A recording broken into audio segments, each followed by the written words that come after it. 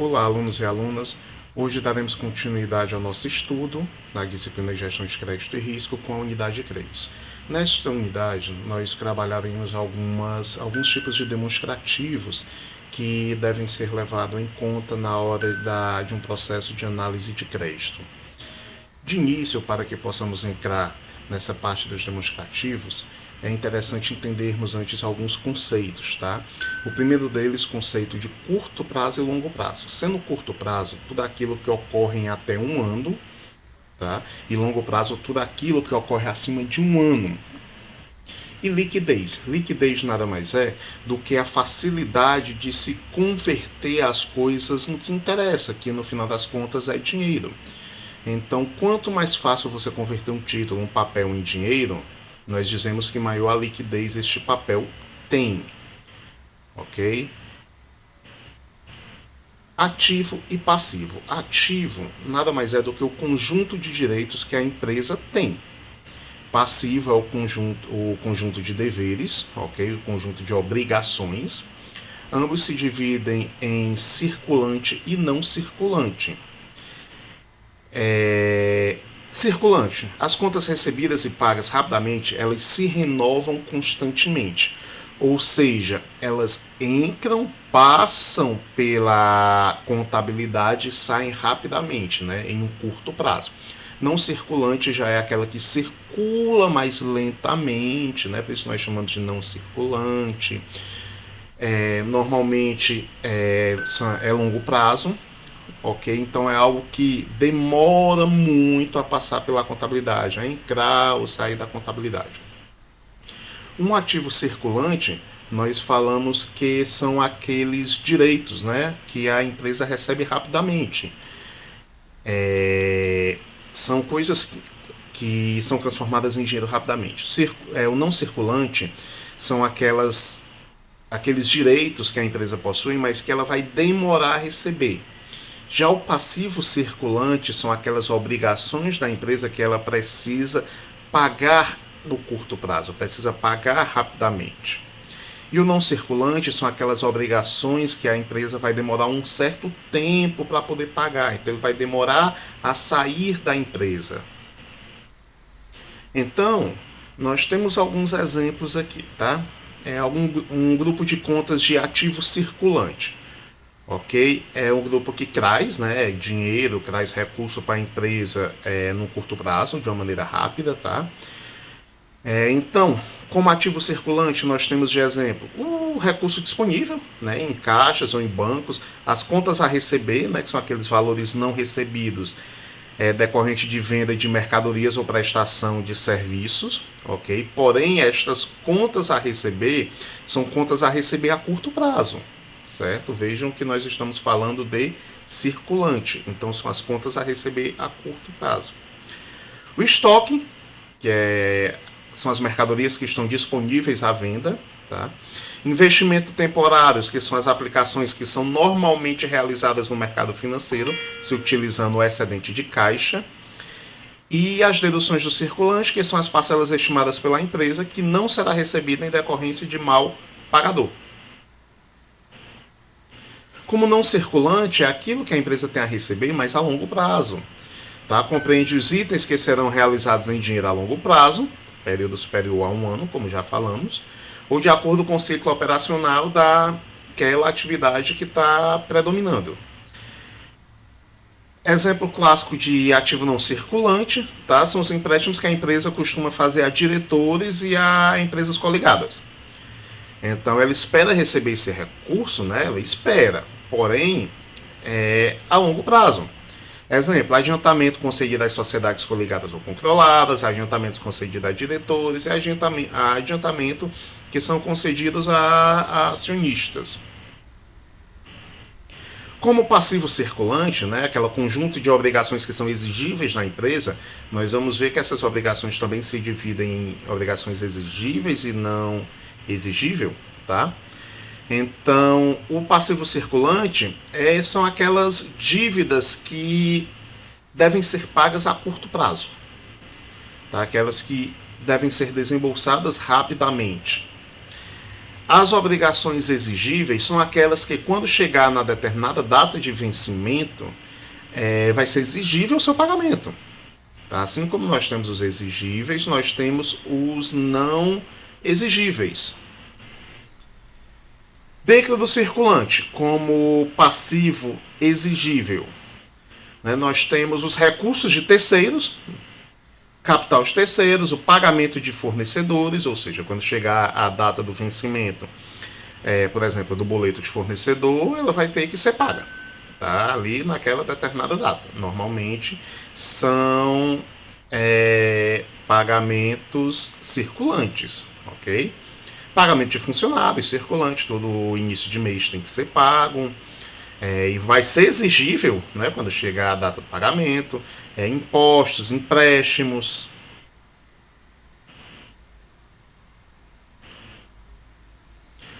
Não circulante, tá? Como nós falamos, são aquele passivo, né, aquela obrigação que demora um pouco mais a ser paga, ok? Dentro ainda de conjunto das obrigações exigíveis, ok? Nós temos financiamentos, normalmente são a longo prazo, títulos a pagar a longo prazo, empréstimos bancários que envolvem diversas parcelas, são a longo prazo, 2 anos, 3 anos, 4 anos, né, mesmo raciocínio aplicado ao financiamento. E continuando no passivo, nós ainda temos o não exigível. É aquele passivo, né, aquele conjunto de obrigações que, ao chegar no vencimento, né, pode não ser exigível o pagamento dele naquele momento. Ok? Exemplo clássico é o total de recursos investido pelos proprietários. Tá? É normalmente composto de capital e lucro retido, que é a parte do lucro que não foi distribuído aos donos, porque foi reinvestido na empresa, mas que posteriormente, tá, os proprietários vão querer este recurso de volta. Porém, ao chegar a data de pagar esse recurso de volta aos proprietários, aos investidores, caso a empresa não tenha condições, não vai ter uma exigência do pagamento exatamente naquela data, né? Até porque eles entendem que isso colocaria a empresa em dificuldades financeiras. E a empresa sendo deles, eles não gostariam de ver a empresa em dificuldade financeira. Tá? Então, é um exemplo de passivo não exigível. Tá? Agora nós vamos entrar dentro dos demonstrativos que eu falei no início.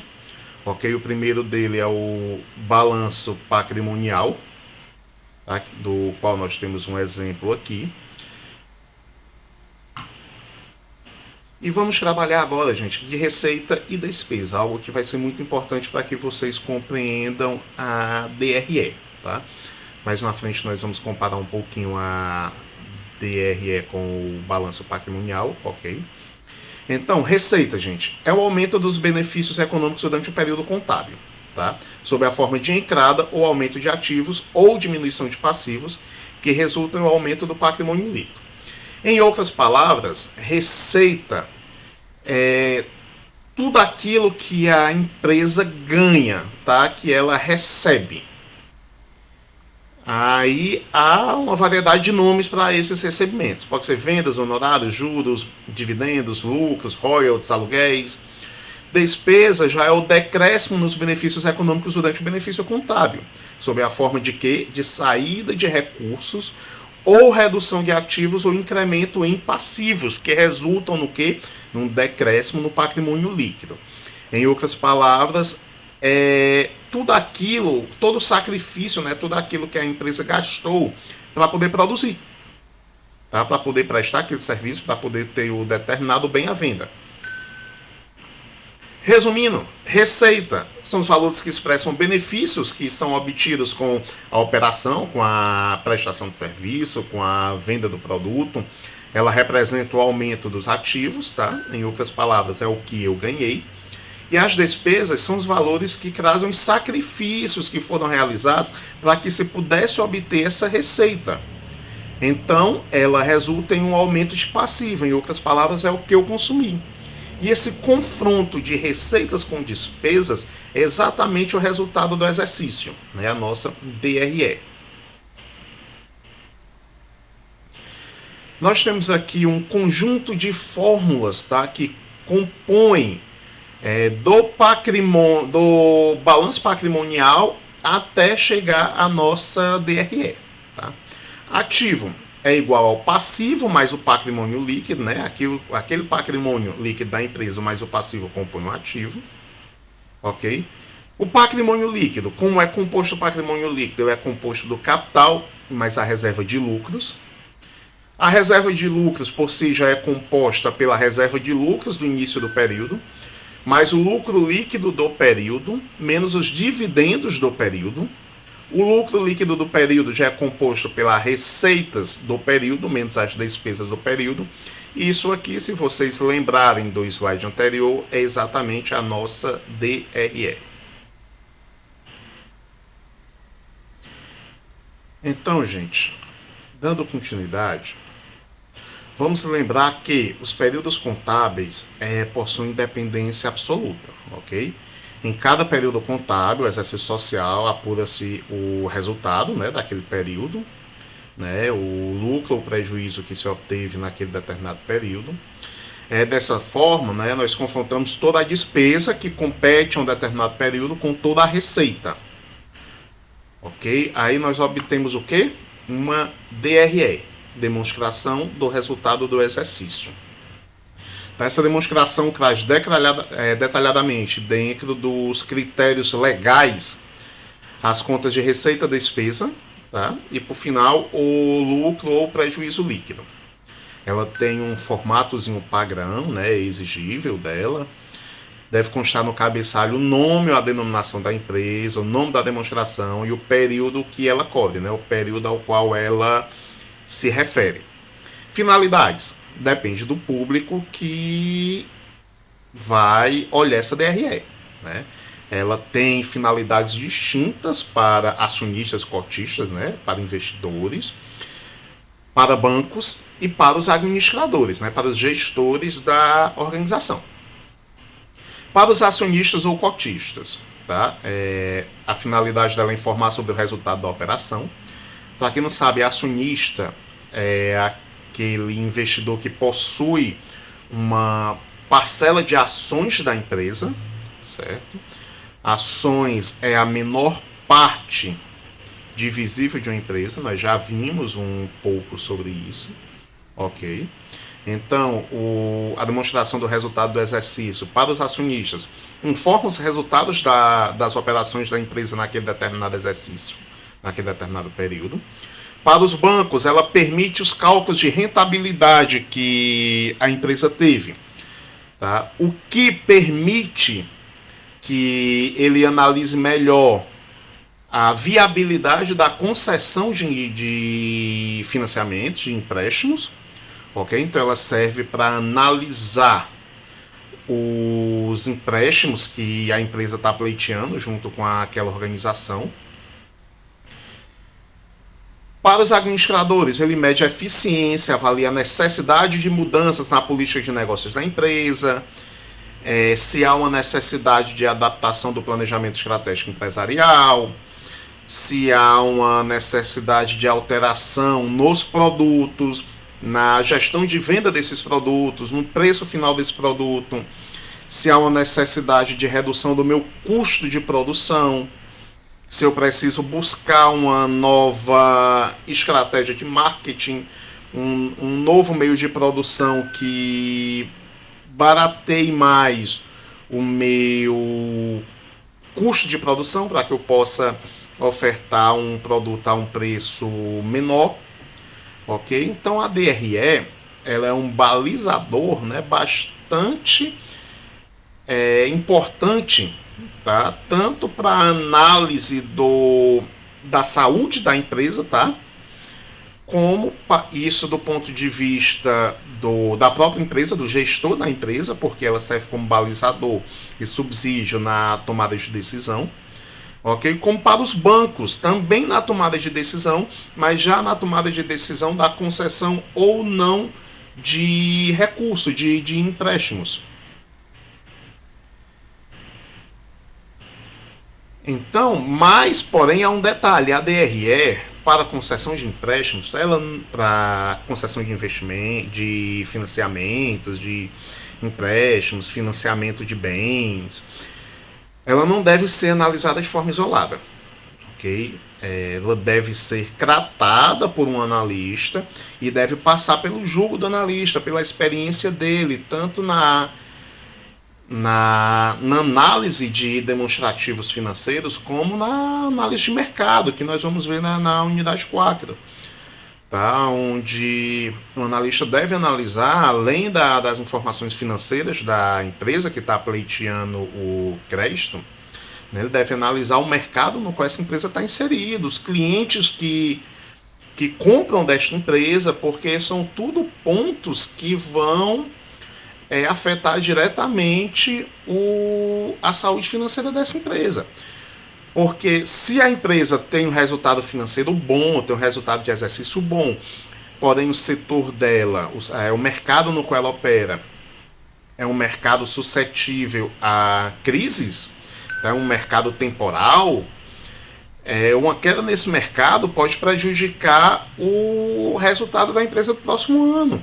E como normalmente financiamentos são não circulantes, né, eles demoram a serem pagos, um resultado ruim do próximo ano, né, ocasionado por uma falha de mercado, uma quebra de mercado, algo sazonal, pode levar a empresa a se endividar naquele próximo período, né, e vir a não honrar com suas obrigações.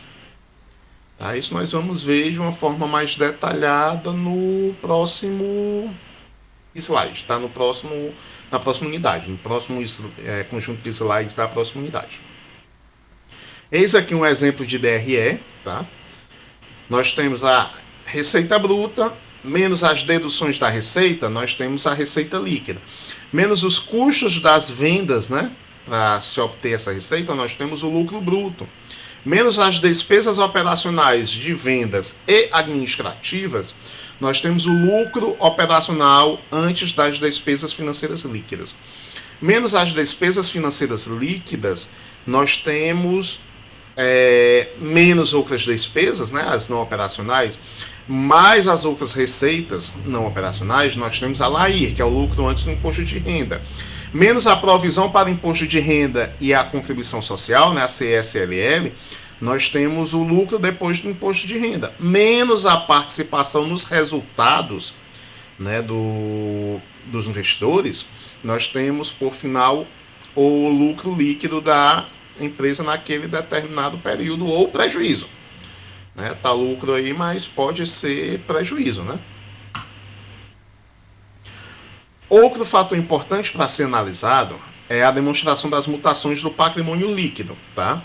Essas demonstrações, elas trazem todas as modificações que afetaram o patrimônio líquido dentro daquele período que está sendo estudado, que está sendo explanado. Ela traz o fluxo, né, transacional de uma conta para outra, a origem de cada valor, o acréscimo ou decréscimo do patrimônio naquele determinado período. Então, são informações que vêm para complementar o balanço do patrimônio da empresa, né, o balanço patrimonial dela, e a demonstração de resultados. Então, a demonstração das mutações do patrimônio líquido trazem todas as alterações, daí vem o nome mutações, né, traz todas as alterações, ok? Todas as modificações que afetaram o patrimônio líquido naquele determinado período que está sendo explanado. Okay? A análise torna-se mais importante quando ela indica claramente a formação e utilização de todas as reservas e não apenas as que foram originadas pelo lucro, e serve para compreender melhor a movimentação do patrimônio para o cálculo de dividendos obrigatórios. Ok, gente? E mais uma vez aqui nós estamos falando de dividendos. Mas o que são dividendos, tá? Dividendos, gente, basicamente é a parte do lucro líquido ajustado, tá, de uma empresa que é dividida aos acionistas. Né? Os investidores estão ali colocando o seu capital dentro da empresa, estão investindo, estão apostando naquela empresa. Então, se a empresa obteve lucro, né, nada mais justo do que ela pagar uma parte desse lucro líquido ajustado, tá? Aos acionistas, né? Aqueles que estão investindo dentro da empresa. Então, gente, as empresas pagam os dividendos porque elas querem, porque são boazinhas, tá? Não, tá tudo bem, pode ter uma ou outra que pague, porque eu quero remunerar melhor meus investidores, eu quero que meus investidores estejam mais próximos, tudo. Mas, na verdade, eles pagam por força de lei, tá? A lei das sociedades anônimas, e para poder operar em bolsa de valores, né, para poder ter parte da sua empresa, né, as ações da sua empresa, né, as cotas da sua empresa, ser negociada em bolsa de valores, tá, é obrigatório que você seja uma SA, ok? E a lei das SA, que é a lei 6.404 de 1976, ela é clara ao falar que as empresas listadas em bolsas de valores que tiveram lucro líquido devem obrigatoriamente distribuir uma porcentagem desses lucros entre os acionistas. Ok? Então está em lei a obrigatoriedade do pagamento de dividendos. Então, gente, as demonstrações das mutações do patrimônio líquido precisam representar de forma sumária, simples, direta e coordenada a movimentação ocorrida nas contas do patrimônio líquido, ou seja, as mutações, né, as alterações, as movimentações ocorridas nas contas do patrimônio líquido, ok? Demonstrando separadamente o total que é atribuível aos proprietários da empresa controlada e a participação dos não controladores. Eu apresento aqui agora, gente, alguns detalhes, algumas outras fórmulas que são utilizadas para se chegar em alguns indicadores finais, tá? Por exemplo, receita bruta menos deduções, nós temos a receita líquida, tá? A receita bruta representa o quê? O somatório de todas as vendas que foram efetuadas durante o exercício, por isso é bruto, ela traz tudo, a receita de tudo, venda de produto, de mercadoria, de serviço, ok? Incluindo tudo que foi recebido, ou seja, incluindo os impostos que foram cobrados do comprador, tá? E não excluindo as devoluções e abatimentos concedidos, ou seja, ela traz tudo. Ela traz tudo que foi adquirido com a venda, os impostos que foram cobrados do comprador dentro dessa venda. Ela não abate aquilo que foi devolvido, ou por devolução de produto, ou por produto defeituoso, por desistência legal, né, que tem alguns cabimentos na lei que tratam de desistências legais, descontos, abatimentos concedidos, ela não considera isso. Então ela é uma receita realmente bruta, traz tudo. Ok? Então, gente, ela realmente engloba tudo. Aí, deduzindo, gente, dessa receita bruta, tá? As vendas canceladas, as vendas que foram devolvidas por N motivos, tá? Incluindo os motivos legais aqui. Os abatimentos que foram dados no momento da venda, o desconto que foi dado, e o imposto, né, que foi recolhido, embutido naquela venda.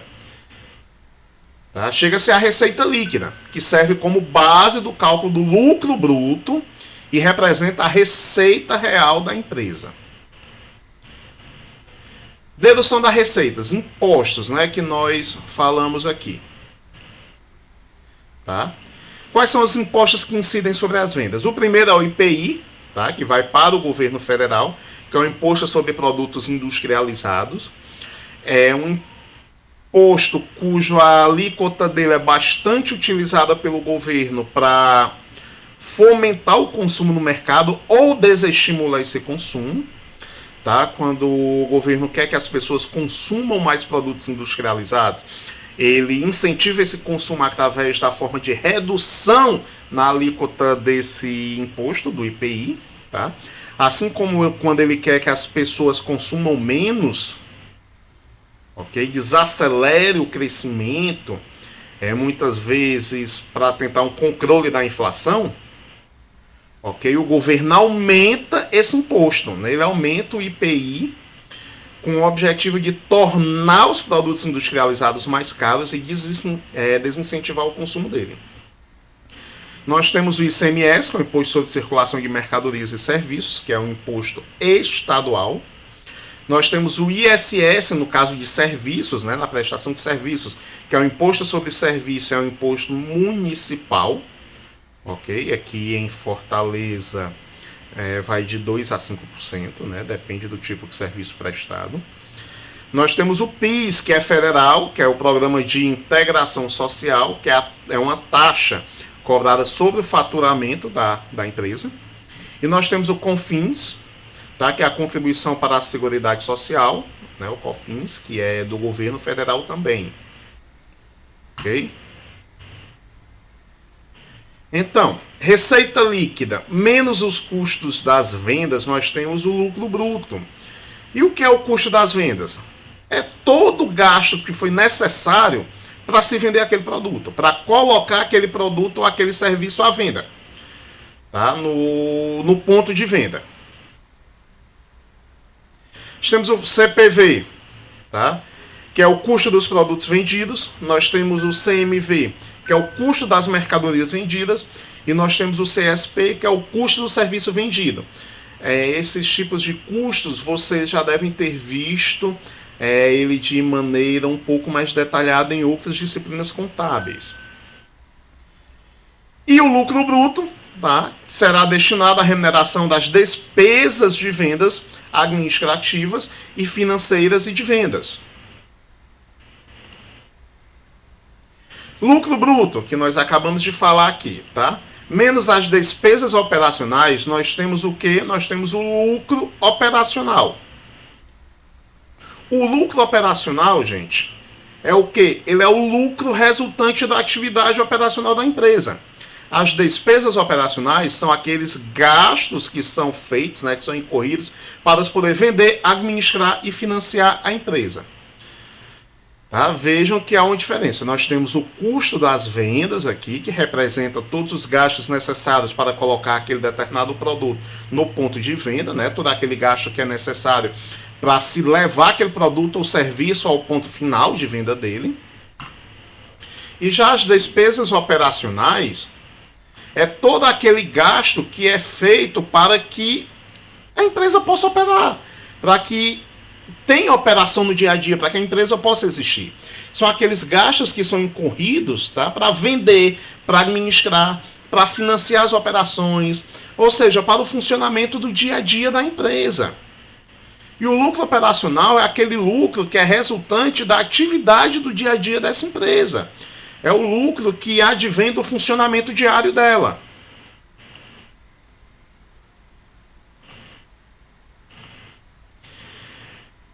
Aí pegando o lucro bruto, tá? E retirando as despesas operacionais, dando continuidade, né, ao que nós estávamos falando, que nós temos o lucro operacional, de uma forma detalhada, o que entra dentro dessas despesas operacionais, né, que são os gastos incorridos para que se possa funcionar, digamos assim. Nós temos as despesas operacionais de venda, que inclui o quê? Salário do pessoal de venda, né, o salário do pessoal que vende o produto, tá? Comissões que são pagas, muitas vezes proporcional ao potencial de venda, né? Proporcional às vendas da empresa, são os gastos com propaganda, aí inclui todas elas, provisão de devedores duvidosos, né? Nós sabemos que uma parcela de pessoas pode vir a não honrar o compromisso, pode vir a não pagar pelo produto. Então, para evitar que isso impacte diretamente no funcionamento da empresa, essas parcelas, tá? Já é feita uma provisão desses valores desses devedores. O que é a provisão? É uma parte que é separada, né? Um recurso que é guardado tá? Para cobrir caso aquela expectativa de risco se concretize. Ok? E o que é risco? Lembram do que é risco? Risco é a possibilidade, é a chance das coisas não saírem como planejado, das coisas não darem certo como esperávamos. Tá? E tudo possui risco. O risco é inerente ao mercado, ele está inserido dentro do mercado, para toda e qualquer atividade que você faça dentro dele. Que são as despesas operacionais administrativas, são honorários, o pagamento do pessoal administrativo, né, aquele pessoal necessário para o funcionamento do dia a dia da empresa, o material de escritório, que é gasto para o funcionamento da empresa. Aí nós temos folha, caneta, toner de impressora, tinta, grampo, clipe, né? Aí temos outros, água, né? A água de beber, café, o aluguel das salas, o aluguel do escritório, o aluguel do galpão, a depreciação desses itens, a depreciação desses bens, à medida que eles são utilizados e passam anos, por exemplo, impressoras, computadores, tá? À medida que vão passando o tempo, eles vão perdendo valor, eles vão se depreciando, até chegar um momento que esses bens não vão valer mais nada, não vão ter mais valor financeiro, tá? Não tem mais valor dentro do mercado e eles vão ter que ser repostos. Ok? E na hora de repor esse bem, da onde é que vem o dinheiro? Eu não posso tirar isso do caixa. Então, é separado uma parte, tá? Aí, muitas vezes é uma parte mensal, muitas vezes é uma parte anual, depende muito, como forma de depreciação do bem, tá? Como forma de depreciação do bem. O objetivo disso é para que, quando o bem se deprecie, né, ele se torne completamente defasado, eu já tenha todo o recurso necessário para comprar um novo, separado, guardado, né, provisionado. Nós temos as despesas operacionais financeiras, que é a remuneração paga pelos capitais de terceiros investidos dentro da empresa. E além disso, nós temos outras despesas ou receitas operacionais. São variações monetárias, variações cambiais, isso aqui é muito importante para empresas que trabalham com importação ou com exportação. Tá? Revisando, importação, tudo aquilo que é comprado do exterior, exportação, tudo aquilo que é enviado, né, para fora do país, que é vendido fora do país. Todas essas transações se dão em dólar, por isso é importante levar em consideração as variações cambiais, né, as variações monetárias. Nós temos aí também as despesas tributárias, IPVA, IPTU. Nós temos os lucros ou prejuízos que são oriundos da participação em outras companhias, né? A participação aí sem intenção de venda, ok? Então, se eu tenho uma queda nessa minha participação, muitas vezes oriunda, não é uma queda percentual na participação da empresa, é uma queda de valor desta participação, muitas vezes oriunda por uma desvalorização da companhia no qual a empresa está investindo, tá? E nós temos aí também a venda de sucatas, né? Muitas vezes essas sucatas são oriundas da depreciação total, né, dos bens da empresa, tá? Daqueles ativos, né? Daquele capital físico da empresa, ok?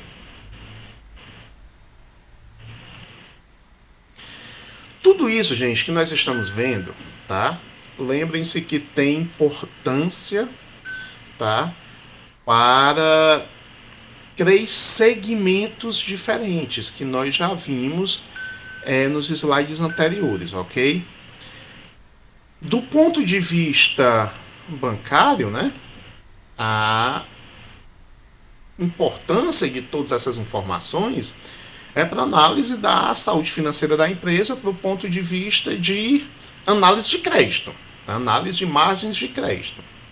né? Para os acionistas verificar a saúde da empresa, para eles poderem analisar se estão investindo na empresa correta, se eles aumentam o investimento nela, se eles reduzem esse investimento, se eles saem dessa empresa. Tá? Então serve para averiguar a saúde do local onde eles estão investindo recursos. Tá? E para os administradores, gente, servem como, além de analisar a saúde da empresa, né, serve como balizadora para a tomada de decisão. Né? São informações que subsidiam os gestores a tomar decisões. Ok? Eles se baseiam nesses indicadores, nesses demonstrativos, para poder tomar uma decisão sobre como gerir essa empresa, quais oportunidades a empresa pode abraçar, quais as falhas, quais os gargalos, o que está ocasionando o prejuízo, o que mais está gerando lucro. E isso é importante, gente, para que a empresa faça um controle do planejamento estratégico empresarial dela, né? Que vem a ver com aquela questão de visão da empresa, onde ela espera chegar no futuro, onde ela espera estar no futuro. Tá? O desempenho financeiro da empresa nesse período está contribuindo para que possamos alcançar o que está previsto dentro do planejamento. Né? Ele está contribuindo para isso, ele está nos tornando cada vez mais distantes do ponto em que esperamos chegar. Se ele está chegando cada vez mais distante do ponto que esperamos chegar, o que está ocorrendo? Por que a empresa não está caminhando para onde deveria? Né? Nós estamos com algum problema no faturamento, nós estamos arrecadando menos, nosso produto está caro, nosso patrimônio está diminuindo, nós estamos nos afogando em passivos.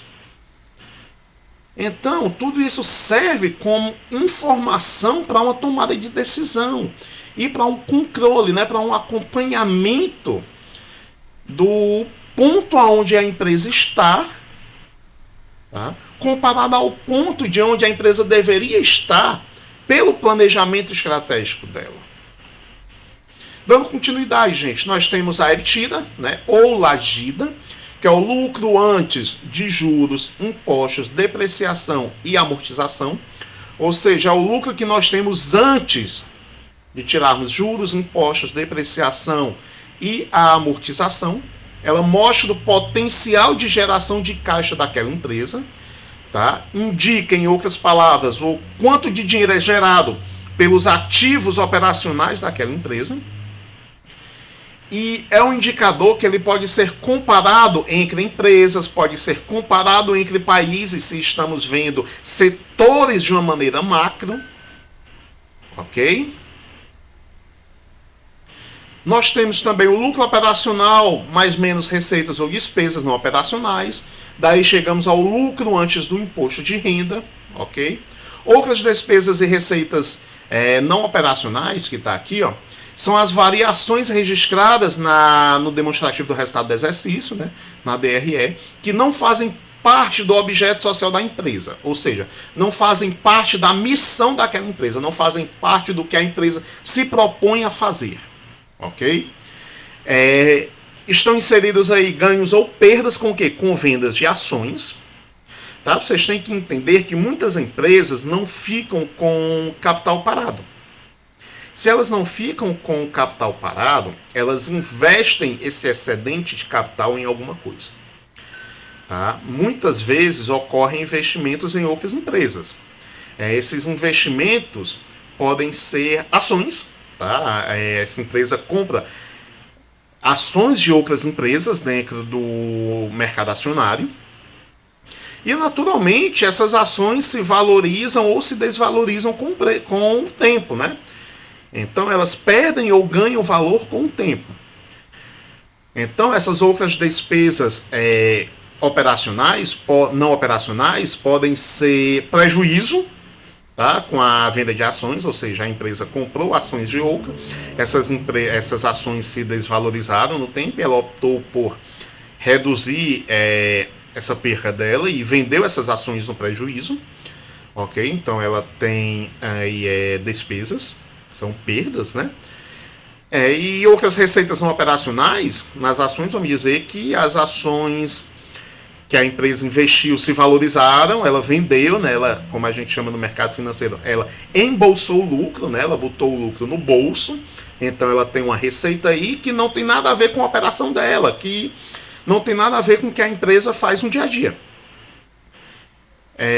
Temos a venda de imobilizados, né, com lucro ou prejuízo, o mesmo raciocínio que foi aplicado na venda de ações. Nós temos incêndios, sinistros, né, são acidentes que não estavam previstos de acontecer, ok? Então tudo isso entra como despesa ou receita não operacional, tá? Que são as variações registradas na DRE que não fazem parte do objeto social da empresa, ou seja, não fazem parte do segmento que a empresa opera, não fazem parte do objetivo dela, não fazem parte da venda de produtos que ela trabalha ou da prestação de serviços que ela presta.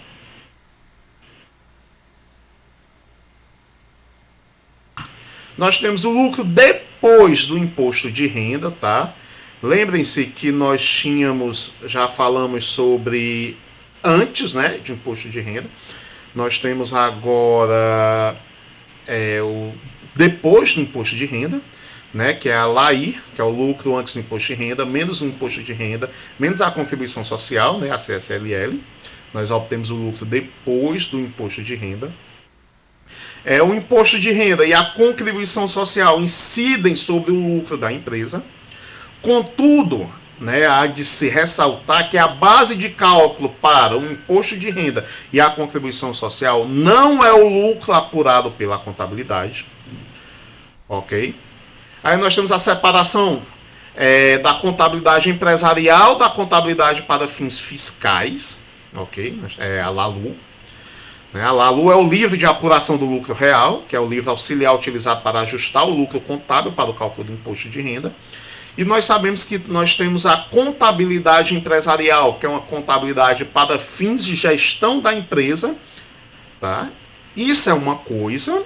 E nós temos a contabilidade para fins fiscais, que é a contabilidade com bases legais. Tá? Que é a contabilidade para apuração do lucro. Tá? É a contabilidade para a criação, né, e atualização do livro. Então, contabilidade empresarial é distinta da contabilidade para fim fiscal. LALU e a operação do lucro real. Tá?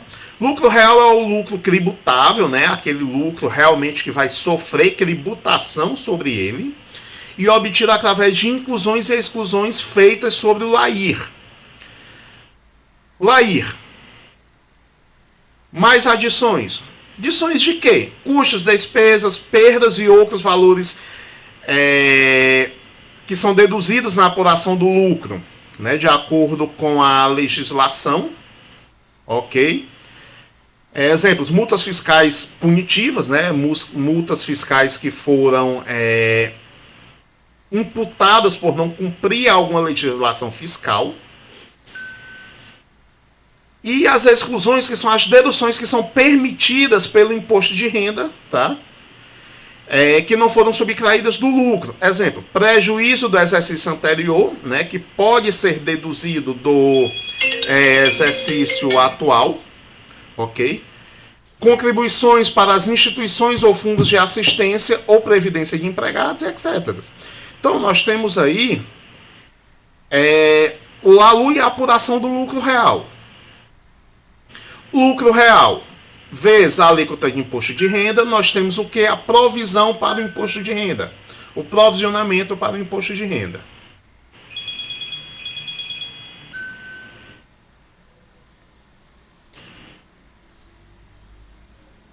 Continuando, gente. O lucro depois do imposto de renda, menos as participações nos resultados, nós temos o lucro líquido. Tá? Após a apuração do lucro líquido, depois do imposto de renda, deduzimos as participações nos resultados que estão previstos nos estatutos das empresas. Tá? Quais são essas deduções? que normalmente estão previstas nos estatutos, tá? As deduções dos debêntures, né, a dedução de participação nos resultados dos debêntures, de empregados e administradores, partes beneficiárias, contribuições para fundo de assistência ou a previdência dos empregados, nos fundos de previdência dos empregados. Já o lucro líquido é o que sobra, né? A sobra líquida à disposição dos sócios e acionistas. Depois de tirado tudo isso, o que sobra é o lucro líquido. E o lucro líquido por ação do capital social deve ser indicado lá no finalzinho da demonstração do resultado do exercício. Interpretação da DRE. Tá? Ela deve ser interpretada como um estudo, ok, que confronta receitas, despesas e lucro líquido ao longo do tempo e deve ser utilizado como um instrumento comparativo entre as empresas, né? Comparando empresas do mesmo setor, ok? Nós pegamos DRE de várias empresas do mesmo setor e os bancos têm isso, né? Se for uma empresa de capital aberto, ela tem a obrigação por lei de tornar isso público lá em seu site, na área para investidores. Ok? E o interessante é comparar essa DRE com empresas do mesmo setor e analisar se aquela determinada empresa está com a saúde financeira condizente com as outras empresas do setor, ou se ela está bem melhor ou se ela está pior. E isso é de suma importância para embasar uma análise de crédito dessa empresa. Porque com isso nós podemos saber se essa empresa, como essa empresa está, né, frente a outras do mesmo setor. Medida de lucratividade é a margem de lucro, ok?